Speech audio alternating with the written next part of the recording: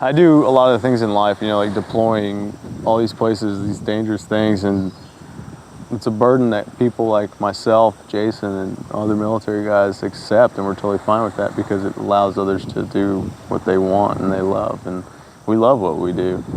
You know, it's a suck that we embrace in life, and it doesn't always have room for relationships or, you know, loved ones or stuff like that. Hey, Brady, Yeah. you deserve to be happy in a relationship. You deserve it. More than anyone, though, Brady, because you're so selfless. Regardless of what you think about yourself in here, going through certain things in life and having someone to go through it with, It's beautiful.